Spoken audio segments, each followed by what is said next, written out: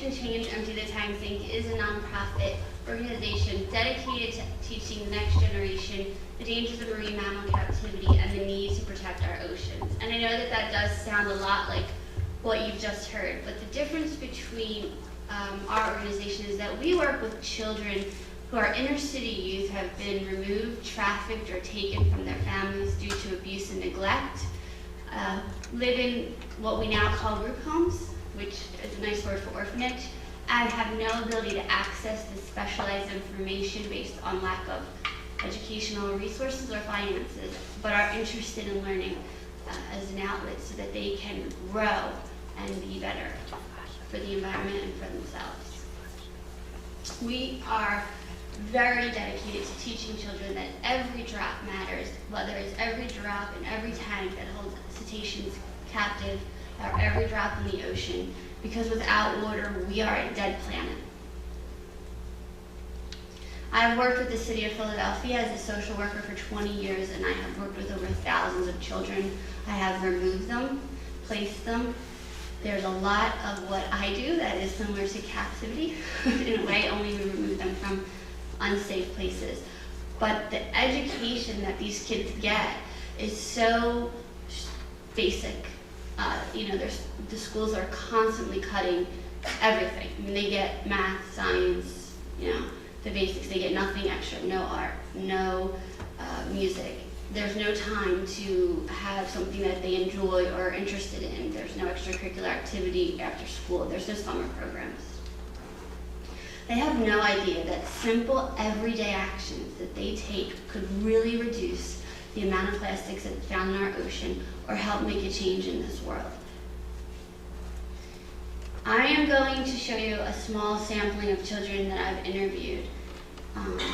It's random children answering questions that I've asked to sort of give you an idea of how and where our coasts and our inner city kids are, like Philadelphia, New York, New Jersey, and the fact that they're not really clear what's happening today in the ocean or that marine mammals shouldn't be in captivity. Some of them are nervous. I'll stop it at some point so that you get some of their messages if you can't hear it, because some of the messages I think are very powerful.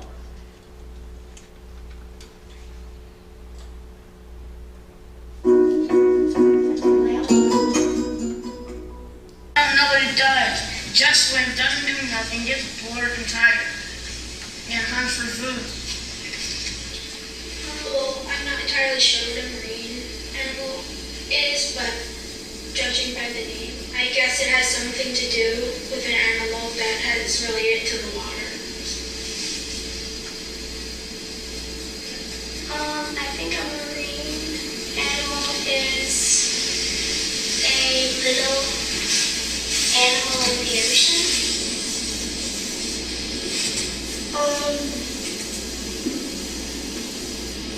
I think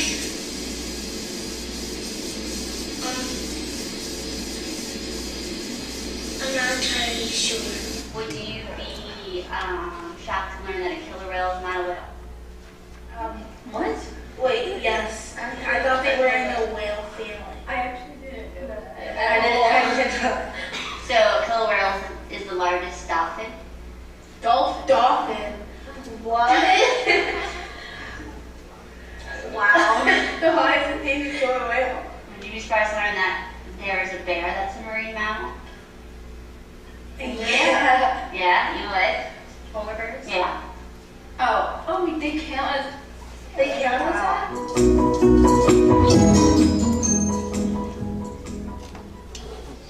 Yeah. Okay, so I'm going to stop this for 1 second because the audio gets missed, but if you see what he's sitting next to, in our city that's called a sewer. I guess you guys would identify that as a storm drain. Our kids have no idea that is a direct link to a waterway. I cannot tell you how many times I go to a home visit and the sewer is just clogged. And so what I'm asking these kids is, do you know what that is? And have you ever seen trash in it, and do you know where it goes? So that's what this next clip will answer. And there's an initiative. There's little buttons on our sewers that say this leads to this river, but none of them have seen it. Like what kind of trash?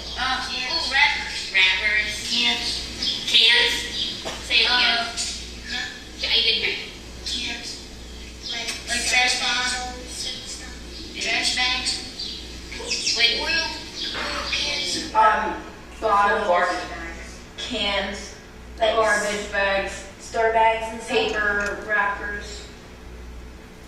Bottles. It is so. Potato chips. Mm-hmm. Cans. Juice. They do juice down the streets. Chicken biscuits.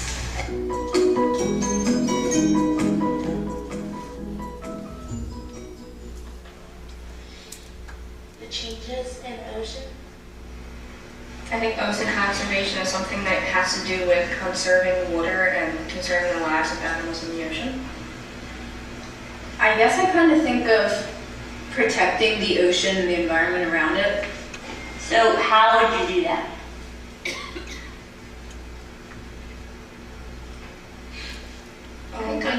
I honestly am not sure. By the clean water and taking all the dirty water out.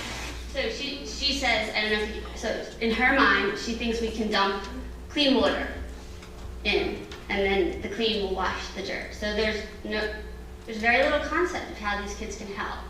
And what she's going to go on to say, and you can't hear it all, is all trash is the same. So I asked her if she can recycle.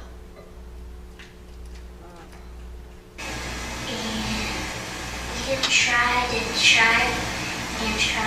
take all the dirty water out. All trash is the same. We would feel really, really sad if we couldn't swim in the ocean anymore, if it was all polluted, because if it was polluted, that would be disgusting. Like all this trash in the ocean, none of the animals could live, and it's horrible. So if it was polluted, meaning in their mind, it's not. So that was important to me, that they didn't even get that it is. We wouldn't be able to have fun in the We wouldn't be ocean. able to have fun. People wouldn't be able to go on ships or cruises or anything. We wouldn't be able to. It's emotional. We wouldn't be able to play in the waves.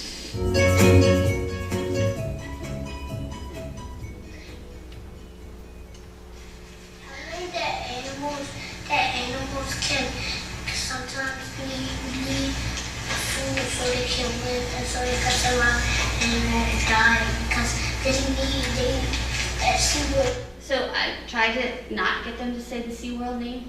We begged that girl 4 times because we have about $37 in our GenChange account. So after the 4th take, we just let her say it.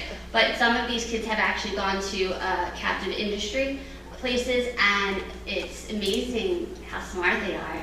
Like places that hold cetaceans captive, and how the message is, well, the world is not safe, and so here they're safe, and here they're happy, and if you put them in the wild, they would die. And you'll see that. Or be eaten by sharks. So it's a big theme through all of them. That's why they bring animals there because they know that no one that SeaWorld That's what she said. And because they some want people to get eaten by take care sharks. of them and they don't want them to get hurt and stuff. And like most of them were endangered, kind of. I don't know specifically, like, because I was usually just like entertained by what the killer whale was doing behind them.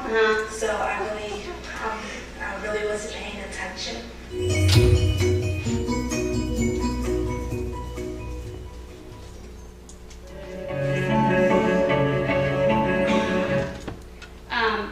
So we don't leave them uneducated. All these kids have taken our classes and have learned, how they can help. They've also received through donations of people that log onto our website or help us or just, drop off, have been able to receive sustainable reusable bottles, sustainable reusable lunch bags, sustainable reusable snack bags. So no more Ziplocs. They get cloth bags that they can wash out at night and then put their snacks back in for lunch. They get glass ware versus Tupperware, and they have gone with me, and you're going to see this, to Clean Oceans, with Clean Ocean Action to Clean Beaches, and they look at all the plastic or junk that's around. They also get taught facts about marine mammals, and that'll come later.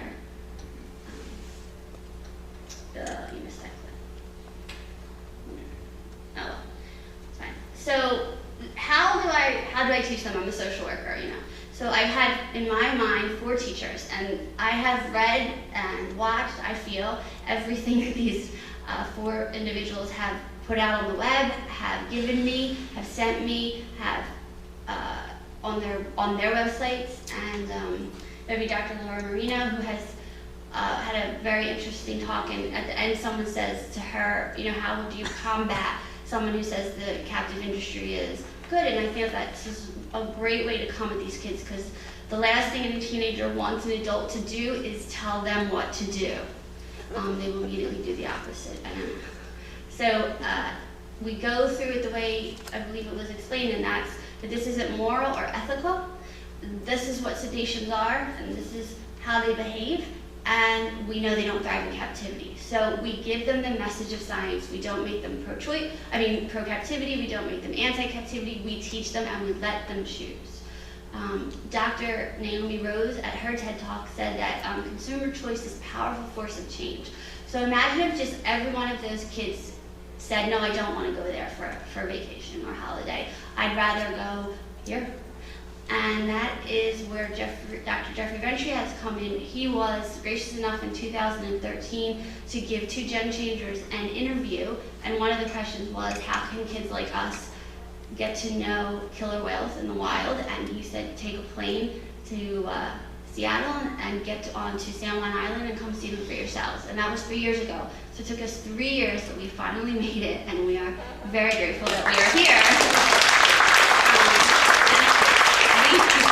We had those 2 girls who were very little then, in the back, who are much bigger, probably taller than me now, who got to make the journey. And they took a lot of flack for that interview. Surprisingly enough, I thought I was going to, I produced a video. Dr. Ventry told the whole world that captivity is wrong. Whoop, it's on social media. I can't wait till all the whales are released. And we got killed. You know, that we were dumb or stupid, and you know, the only thing we knew was what a documentary had told us. They got sort of razzed at the lunch table. So you just have to ignore it, but you also do have to study. And these guys are my teachers. I mean, I feel like, you know, I go home at night and, you know, I watch or read something they've written. I get on YouTube. I go places where they're presenting, and this is how I've learned.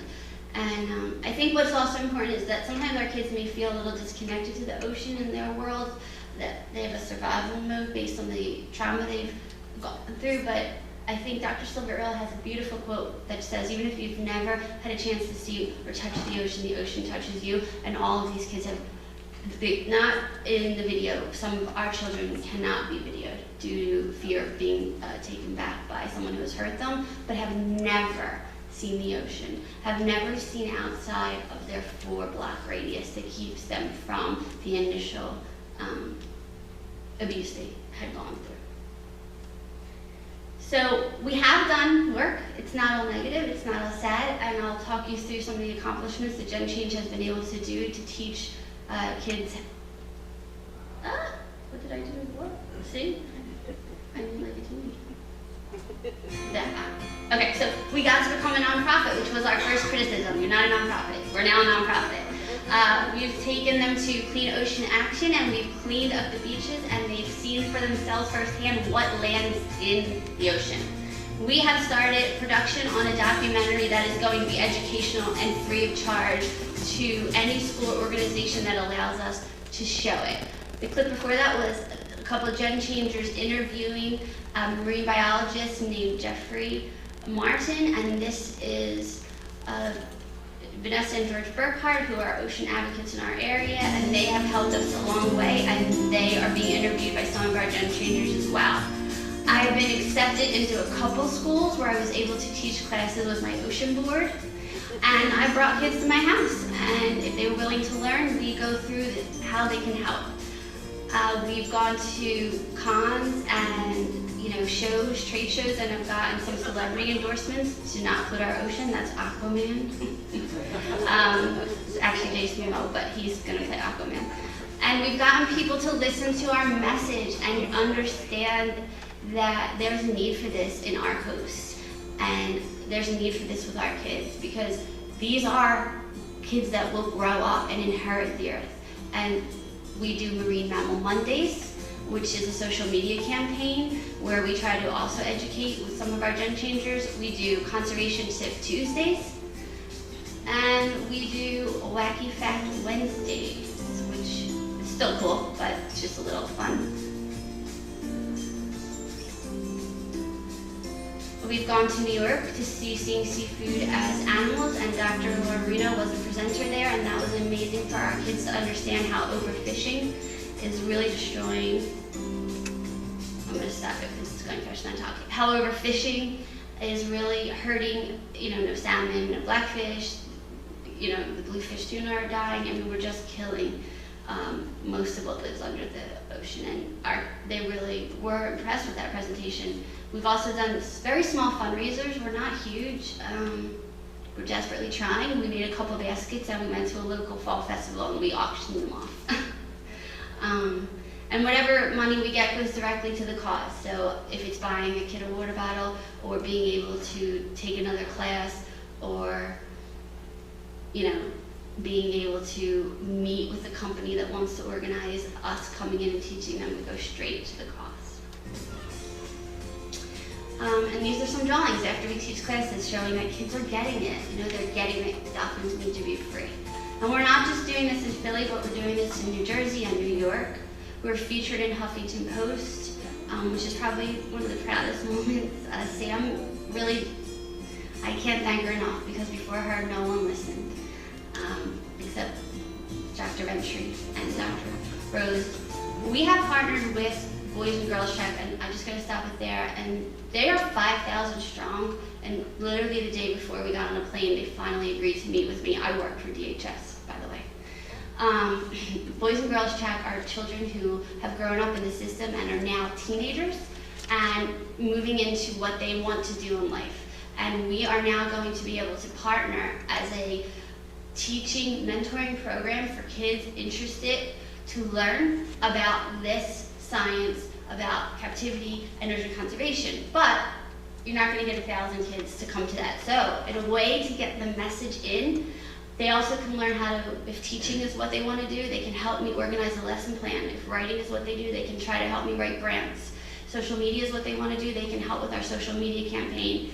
And if movie making is what they want to do, they can help with our documentary team. Because I feel like getting them in the door is the only step I need. The message will speak for itself, because it will continually be taught through the teaching and the grant writing, so they'll get it. So even if it's like, oh, I don't know, it's a killer whale, or I'm not interested in that, but I want to teach, so I still get them through the door, and the message still gets told.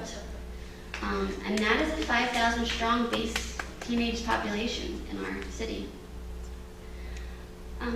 So my ultimate goal would be to have a center, so that I don't have to rely on the school district saying yes to me, or a summer camp program saying yes to me, because they're so burdened and so underfunded. I'm just another 10 minutes out of their day. I provide, either through working overtime or being on the web, reusable, sustainable products to every kid or group or organization that takes our course, listens to our message, or helps spread our program, so that we are reducing plastic on a daily basis. And I am attempting to nourish the passion for the children and youth that are in our city to wake up and realize that this is need-based, that even if you think this doesn't affect you, again, we are a dead planet without our oceans. One thing we don't have, and maybe this is age or I'm not connecting enough, although I post every week, is a lot of followers. But we've got some great followers, and I couldn't be thankful for them. They retweet, and it's the best thing to see someone like it, or retweet it, or spread the message. And it's a great way to help us as well. I mean, you don't have to donate. You could simply go on one of our social media sites and like us, look at one of our websites, sign up for our newsletter. And I do have a little table with some social media cards out there. And if, I don't know, I thought that I had put this in the slideshow, but maybe I missed it. But we also recorded a song called The Battle of Wanda. And Wanda was the first whale taken into captivity by Marine Land. And it took 2 days before she killed herself. She had swam continuously into the walls of the tank until she died. And the ballot honors Wanda, but it also honors every cetacean that is now held in captivity or has ever been held in captivity. And it's 99 cents, and again, it's just to help us get into these schools and get the products that will reduce the plastic into the hands of these kids. And they're performing Wanda at the Folks Festival on Thursday, so those two guys did that in collaboration with sound people and light people, things I don't understand. In order to maintain this work, though, and meet our goals, we do need help with donations and sustainable resources. We are grant writing, and we have day jobs, so a lot of it is just part of our salary going towards keeping this alive.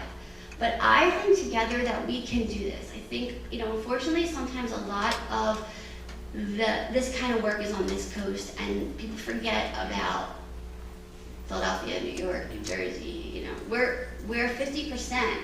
So if you want to solve 100% of the problem, then you need 100% of the people, and we are 50% of those people. And these kids will grow, and if they grow and they don't change, then nothing will. But through education, I really believe these kids will get it, because those kids that you saw in that film then were taught, and they understood, and they got it. And they helped teach their friends, and they're all on Twitter, and they're all on hashtagging something on Instagram and Snapchatting and things I don't quite get, but they are spreading it, and that's a beautiful thing, because that's what we need. We need to be stronger and louder than the captive industry, because it's so strong and loud. 3 years ago, I put this out on Twitter that Innisbrook, which is a big, huge company that goes out to all the schools and you sell like candy and wrap and paper, and it's a fundraiser, their gift was a trip to SeaWorld. And coming here on the plane, Make-A-Wish Foundation had a child with swim with dolphins. The messages are everywhere that this is happy and good and safe and life-sustaining. And you need to meet these guys on the battlefield. They got the message. They have this. They have the kids. They do. Maybe not on this coast, but on our coast, they have the kids. So we need to take them back, so that when they grow, the captive industry doesn't have to exist anymore.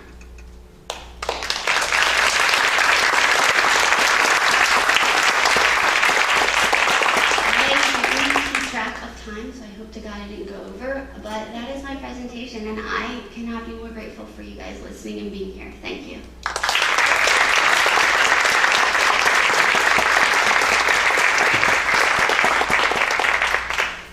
First, I'd like to say that we could not be more grateful for you being here and the work that you do, because I think a lot of people who work in animal and marine advocacy and ocean advocacy are really focused on whether it's the captivity industry or ocean health or salmon. You're sort of taking two vulnerable populations and putting them together, or not even two, 10, 20. So to go out and actually address the human population that you're addressing, and then the huge issues that you're introducing into that, is really amazing, and I think that you deserve another round of applause.